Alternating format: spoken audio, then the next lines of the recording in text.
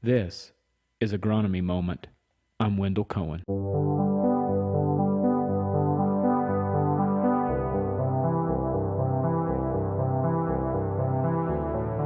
Okay, welcome everybody to Agronomy Moment. This is season 2. I've got the episode in front of me this time. I did a little more digging to make sure I had that episode 7. Um, Today's topics, I've got Scott joining me here on a Webex, and we're going to roll with this, and I hope we don't have too many technical difficulties, but if they are, we apologize ahead in advance, but we hope the information here is useful and it comes through well. So Scott, how are you this morning?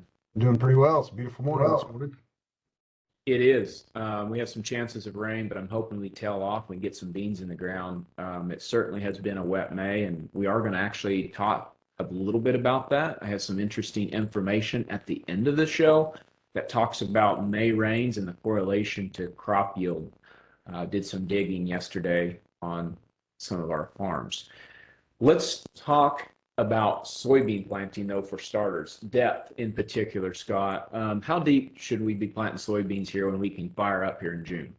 Well, our PFR proven seeding depth's 1.5 inches. And if you look at the data, the yields in those studies tail off quickly as you move either shallower or deeper from that 1.5 inch depth. So 1.5's been my target. I think that is very I'll call that depth a good depth for about any situation. Sometimes we get guys wanting to go shallower to get the beans up quicker, and sometimes we go deeper to try to chase water. It doesn't appear that that's going to be a major issue this year in most geographies, but at that 1.5 inch depth is pretty good. And I've rarely seen issues with emergence that we would not have, not, I guess what I'm trying to say is in situations where 1.5 was a problem, going a little shallower probably wasn't going to be a huge benefit. And some of the losses we would have taken for other reasons would have kind of negated that shallowing up. So, In fact, I would say that what we've noticed out here in the plot in the last several years is I've done different depth studies. We've observed that in some cases, even emergence was less even at ½ inch. Maybe it dried out, maybe it got too hot on the surface, whatever. And so there's risks there of planting too shallow as well. But anyway, PFR, like you said, is proven, right? The yields are best if we can get that get planting at 1.5 inches. The yields are the optimal there. That's correct. Yep. Let's jump on to soybean planting and singulation. This is an interesting thing that I came across here.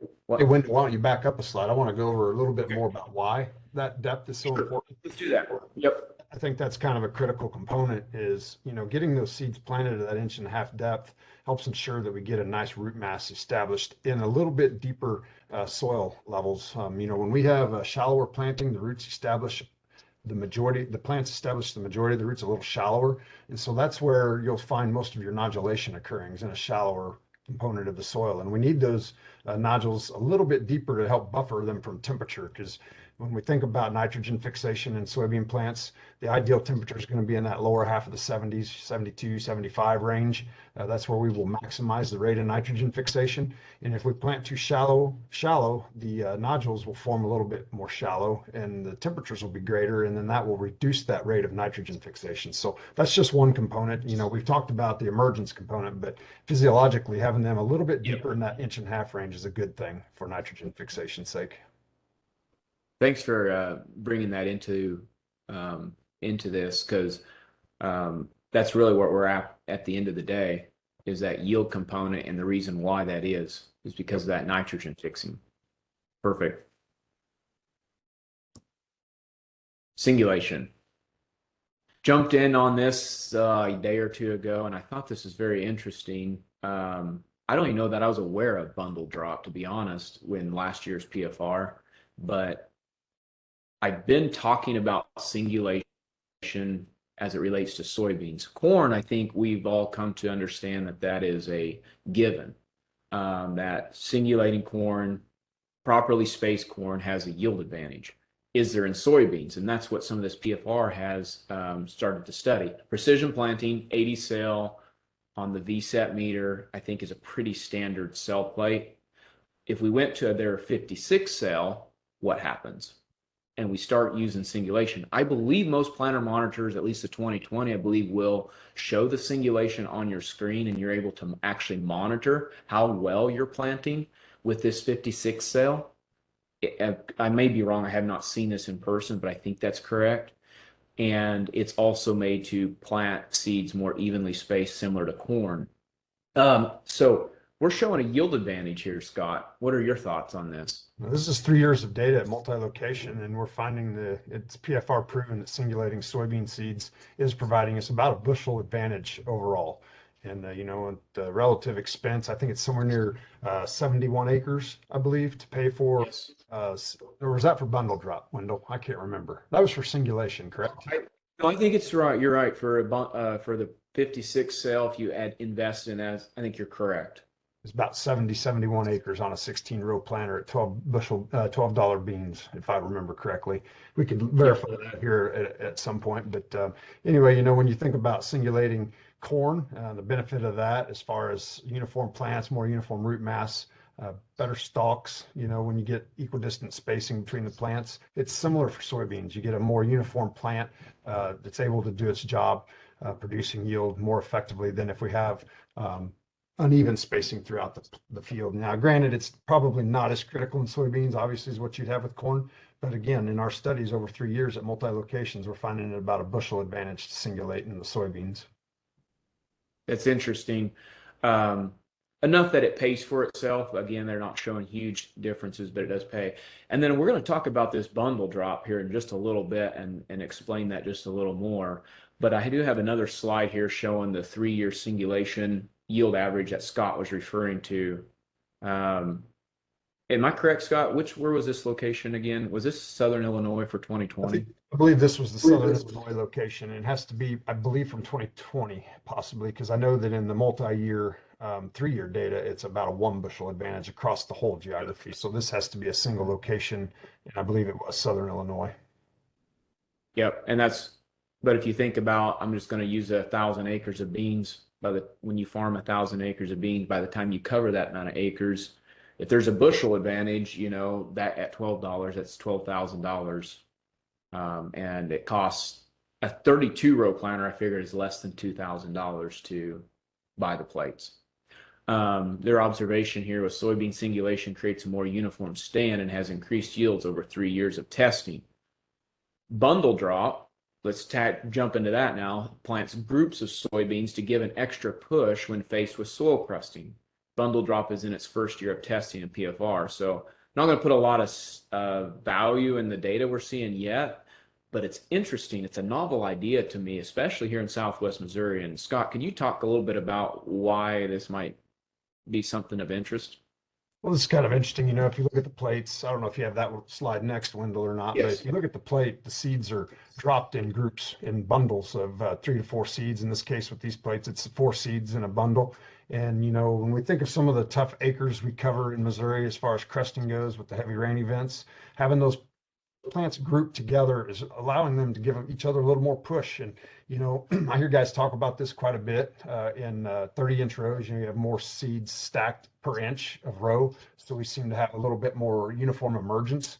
And I think this year in some of the fields I've been in, we've actually seen that. I think, Wendell, in your plot where we did a little bit of, we had we had higher pops in wide rows, we could see a difference in emergence due to the plants being much closer together at those high pops versus the lower pops. So there's something to this. And again, like Wendell said, this is the first year of our study, but we are seeing advantages, particularly with deeper seeding depths, but also in crusting situations where we have the BundleDROP is showing an advantage over the non-BundleDROP. So I think we need to give this a couple more years of research so that we can verify what we're seeing, and we'll get back with you guys at some point down the road. But this is actually a pretty interesting study that we're kicking around right now. Especially since our last episode 6, if you go back on the YouTube channel, guys, and check it out, we talked about that, what we observed in this plot out here, and how the higher pops were giving us the fellows, their comrades were pushing with each other and being able to overcome maybe some of the crusting and the pounding rains that had occurred above them. And what if you could use a technology like this someday where you could bundle it, still have the lower pops for your increased yield and performance, but also give each other that boost in the row in our narrow row situation. Anything else you want to add, Scott, before I I jump think this top will be base? interesting for us to keep an eye on this summer and see how the trials look, and we'll let you guys know. Sounds good. We're going to jump now to nitrogen in corn. We've had a lot of rains in May, and I always get nervous. I don't know why. I probably shouldn't, but it just, when we get this amount of rain, I see the corn not going through its ugly phase. I'm like, is this ever going to change? Scott, what's some thoughts on nitrogen and importance of what we need to be doing? Well, there's a couple things related to this, what you're calling ugly corn, because we are in ugly corn stage in a lot of fields, and some fields are actually pulling through this now. As we get into Yep. that V6, 7, 8 stage, we get closer to shin high corn. I'm starting to see a bunch of fields darken up and get going, get out of the ugly corn stage. But that's not to say that there aren't some situations where nitrogen loss has been fairly significant. We've been warm. We had that really warm week here, what, about 3 or 4 weeks ago, where we were in the 90s conversion of our nitrogen. We've covered this recently, so I'm not going to dig into it a lot. But I think the fact that we continue to have saturating rainfalls is contributing to higher rates of loss. With the conversion to Yep. nitrate being pretty much complete in most fields, anytime we have saturated components of the field, we're losing nitrogen. So I think with this continued rain, it's just outlining the importance of everyone having a plan in place. If they intend to put some extra nitrogen on their corn, I think that would be a benefit, but having a plan in place to be ready to do that. Because likely there will be a lot of folks wanting to do that. And so the timeliness of being able to get something applied could become a challenge this year. So make sure you have a plan in place with however you're going to make those applications occur if you do intend to do that. Yep. And even as we consider all the rains we've had, it's still important. And for reference, if you go back to episode 5, I believe that was when we had Alex Long here joining us. We jump into the nitrogen aspect of what all takes place there.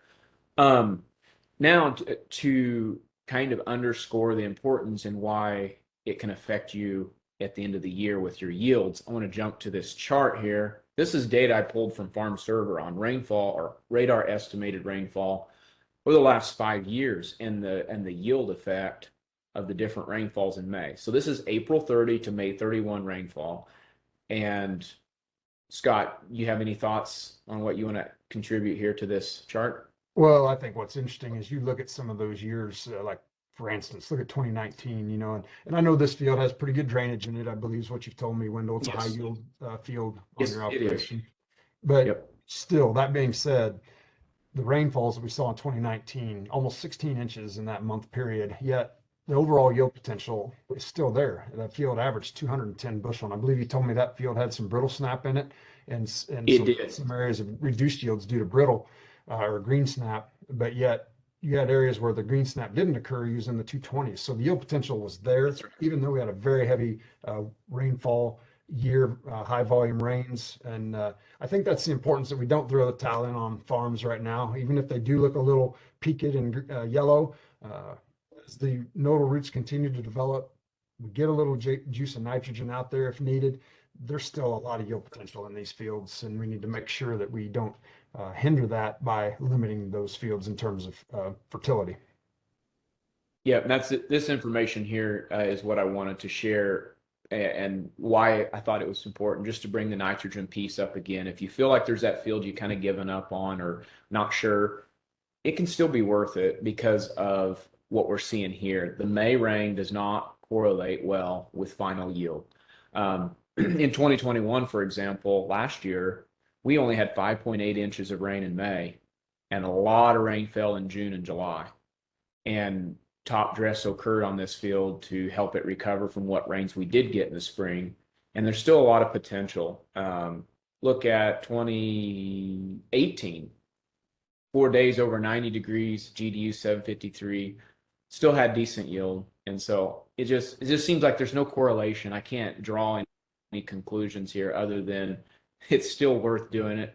And I think drainage is also key. So I'm I don't going know. to Just guess. thought it was an interesting thing. I'm going to guess What's that that? field, the average rainfall for that month period is probably somewhere around 5 to 5.5 is probably the normal. And so you can see how extreme a few of those years have been. Do you know that? Do you know what the average rainfall for that month of May is for that geography? Just based on a lot of the geography around here. Usually the month of May is around a 5.5 inch month, if I recall correctly. It's probably true. Yeah. I mean, we've trended higher, as you can see here, than we have, probably in a 10-year period. I think our storms seem to be more heavy here in May. Yep. And just as a side note, it is a dryland field, so. I just want to make sure everybody understood we weren't helping it out with water later in the year, which would change the dynamics of data. Sure. Anyway, guys, Scott, do you have anything else you want to add? No, I don't. That should cover us for today, I think. Very good. Guys, thanks for watching. Thank you again. Please follow us and like our videos on YouTube and different places. It does really help others find this information. We wish you a very good year. We'll be back soon with more information, and hopefully you found this helpful today. Thank you very much. Everyone, thank you for joining us today on Agronomy Moment, a Top Ag Services production.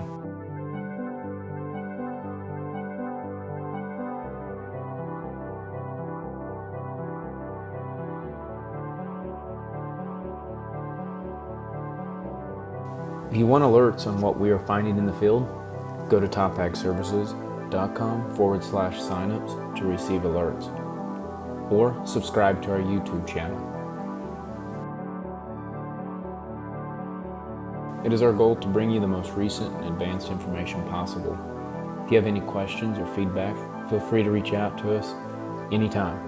We also ask you that you give us a like and follow our channel wherever you listen to your podcasts or watch these videos. This ultimately helps us reach more people like you.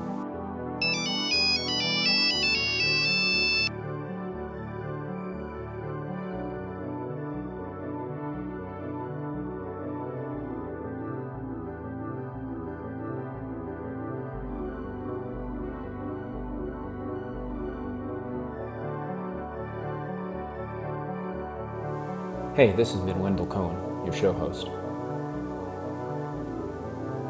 Thank you to all who made this show possible.